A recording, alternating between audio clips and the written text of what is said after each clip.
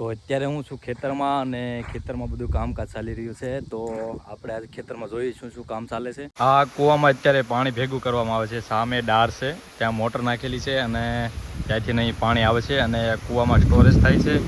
તો કૂવો પણ ખૂબ ઊંડો છે, તમે જોઈ શકો છો. તમને બતાવું કેટલો ઊંડો છે કૂવો.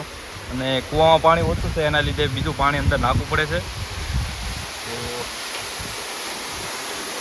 કેટલું અંદર દૂર પાણી છે. તો આ રીતનું પાણી અંદર નાખવામાં આવે છે. અને આ બધા ખેતર કબૂતર કેવું શાંતિથી બેઠું છે.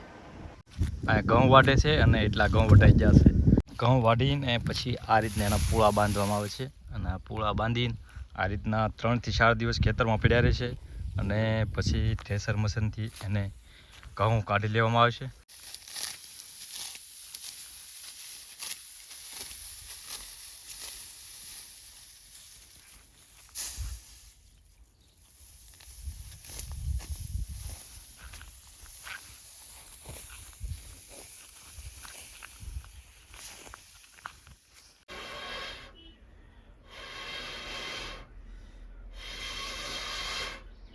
વાગી ગયા છે 11, તો ચા બનાવવાનો ટાઈમ થઈ ગયો છે.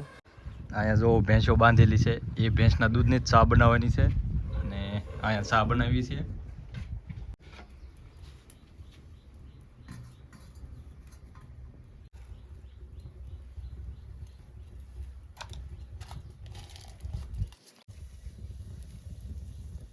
તો અહીંથી બધા ખેતર દેખાય છે અને ખૂબસૂરત જો ખેતર.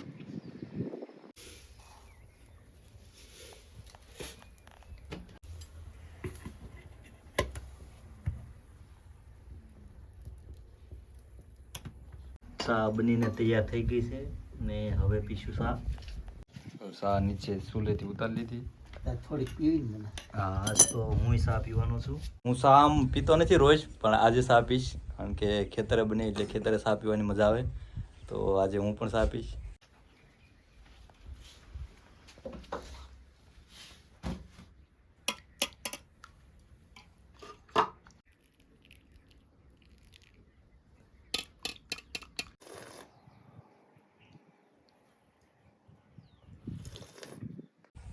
તો હવે ચા પી લીધી છે ને પાછું ઘઉં વાઢવાનું કામ ચાલુ થઈ જાય.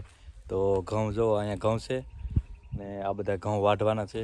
એટલા ઘઉં છે અને એટલા વાઢી નાખ્યા છે. આ બાજુ વઢાઈ ગયા, ઓલી બાજુ છે, વચ્ચે જો એટલા ઊભા રહ્યા છે અને આ બધા વાઢવાના છે. અને આ બાજુ ખેતર જો લીલુંછમ ખેતર દેખાય છે અને અહીંયા ઢાળ્યું છે. આંબામાં જો મોર આવેલો છે. આંબામાં તો આવેલો છે મોર ને કેરી પણ આવી ગઈ છે. જો નાની નાની ખાકથી કેરી આવી ગઈ છે. તો આ મોટી થાય છે ને આ કેરી બહુ મીઠી છે, કેસર કેરી છે. અને જમરૂક છે, પણ જમરૂકની સિઝન અત્યારે નથી એટલે જમરૂક અત્યારે ન હોય, પણ આગળ પણ 2-3 આંબા છે.